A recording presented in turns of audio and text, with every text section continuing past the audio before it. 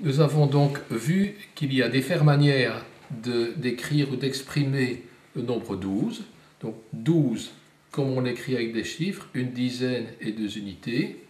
Ou alors sous forme d'addition avec 6 plus 6, 4 plus 4, etc. Ou alors sous forme de rectangle, où nous avons un rectangle de 6 fois le 2, ou 2 fois le 6,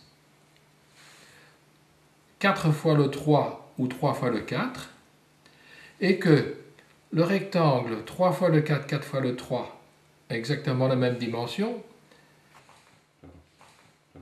et que le rectangle 6 fois le 2 ou 2 fois le 6 ont exactement la même dimension.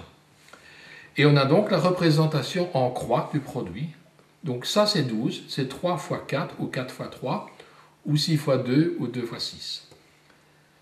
Ce qui est intéressant dans cette manière d'exprimer le nombre, c'est que ça nous permet facilement de voir les différents diviseurs d'un nombre et donc d'amorcer la notion de division. Je vois ici que la moitié de 12, puisque 12 est ici et 12 est ici, la moitié de 12 c'est 6. Quand j'ai coupé le 12 en deux, j'ai 6. Et la moitié, donc le deuxième de 12, c'est 6. Donc je prends le deuxième, j'ai 6. Le sixième de 12, c'est 2. Et dans la même représentation, quand je prends le sixième de 12, c'est 2.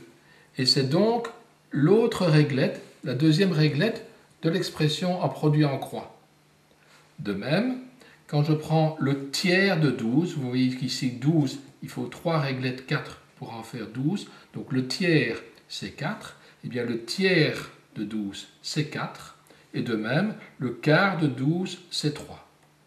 C'est-à-dire que quand les enfants retiennent l'expression d'un nombre qui a des diviseurs par leur produit en croix, eh bien, ils sont tout à fait à même de faire des calculs de fractions.